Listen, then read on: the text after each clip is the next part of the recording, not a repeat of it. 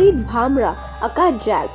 जसप्रीत भामरा एक British Indian detective है जो अपने बच्चे की मौत के बाद डिप्रेशन में थी, जिसे एक ड्रग एडिक्टेड ने शूट कर दिया था। वो अपना ट्रांसफर लेती है जहां उसे मिलर द्वारा एक लापता बच्चे इशप्रीत का केस दिया जाता है। अपने सुपीरियर डीआई हार्दिक पांडे अका हार्डी के साथ वो इशप्रीत के पेरेंट्स दलजीत और प्रीति कोहली से मिलती है और उसे पता चलता है कि लड़का अडॉप्टेड है। जैस को ये भी पता चलता है कि पटेल का फैमिली के साथ हिस्ट्री है, इसकर उनके रिलेटिव के साथ जो पहले एक ड्रग डीलर रह चुके हैं। सीसीटीवी फुटेज के थ्रू पुलिस इशप्रीत की लास्ट नोन लोकेशन का पता लगाती है, जो एक पार्क है जहां वो ओवरनाइट सर्च स्टार्ट करते हैं। सुबह पटेल अपनी थकी हुई टीम को घर जाने के लिए कहता है और अपने सबऑर्डिनेट साइमन के साथ पार्क में जाता है। वो एक खाली कार में इशप्रीत का डेड बॉडी डिस्कवर करते हैं। पुलिस कार को एक मुस्लिम आदमी से ट्रेस करती है जिसका भतीजा साकिब मर्डर के दिन कार बोरो करते हुए देखा गया था। साकिब एक ड्रग एडिक्ट रहता है जिसका पटेल के साथ एक हिस्ट्री रह चुका है। फर्दर इन्वेस्टिगेशन में उन्हें पता चलता है कि साकिब उस दिन लोकल इमाम के बेटे नावेद के साथ था। अपने इंटरव्यू के दौरान नावेद रिवील करता है कि साकिब ने इशप्रीत को, जो उन्हें कोकेन डिलीवर करने आ रहा था, गुस्से में मार दिया।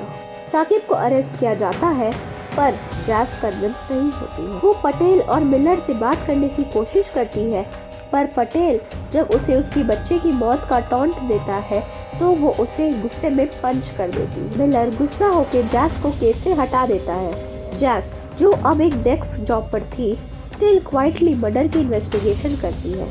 उसे पता चलता है कि पटेल की एक बहन है जो ड्रग्स के कारण कोमा में है, जो उसे साकिब ने सप्लाई किए थे।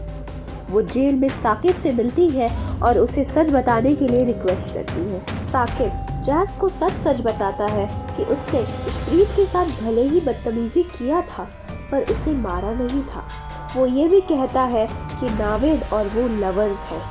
ये सुनने के बाद जैस नावेद के पास जाती है और उसे रिक्वेस्ट करती है कि उसे सच्चाई बता दे, वरना उसके झूठ के वजह से साकिब को उम्र कैद हो सकती है। डिस्टर्ब नावेद कहता है कि उसने पटेल के साथ एक डील किया था, जिसने कहा था कि अगर वो मर्डर के बारे में झूठ बोलेगा तो साकिब कुछ सालों में रिलीज हो जाएगा। जैस इस इंफॉर्मेशन को यूज करके पटेल की सच्चाई मिलर को बताती है, पर पटेल खुद को गोली मार लेता। साकिब जेल से रिलीज हो जाता है।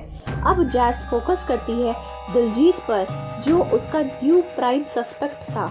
जैस को पता चलता है कि दिलजीत का ट्रांसपोर्टेशन बिजनेस ठीक नहीं चल रहा था और वो इस बात को लेके बहुत ही परेशान है, और उसने इशप्रीत के नाम पर एक लार्ज लाइफ इंश्योरेंस भी लिया था।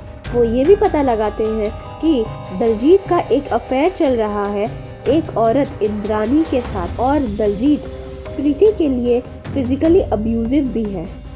दिलजीत का रिलेटिव पृथ्वी प्रीति पर सेक्सुअल जबरदस्ती करता है और दिलजीत उसे देखता है और गुस्से में पृथ्वी को मार देता है। अरेस्ट होने पर दिलजीत ये कहता है कि उसने भले ही पृथ्वी को गुस्से में मारा है, पर उसने अपने अडॉप्टेड सन का मर्डर नहीं किया है। पुलिस पृथ्वी की घर की तलाशी में इशप्रीत का मिसिंग बैकपैक और एक बर्नर फोन पाते हैं, जिसका यूज वो ड्रग डील करने के लिए कर रहा था। वो एक कॉल ट्रेस करते हैं जो प्रीति को गया था, जो रिवील होती है कि वो ही इस पूरे मर्डर की मास्टरमाइंड थी, जो अपने अब्यूजिव मैरिज से बचने के लिए ये सब कर रही थी। उसने पृथ्वी को सेड्यूस किया था और उसे इशप्रीत को मारने के लिए मैनिपुलेट किया था, और उस सिचुएशन को भी प्लान किया था जहां दिलजीत पृथ्वी को मार देता। केस क्लोज होने के बाद एक ट्रॉमेटाइज्ड जैस अपने बेटे की मौत पर क्लोजर पाने की कोशिश करती है।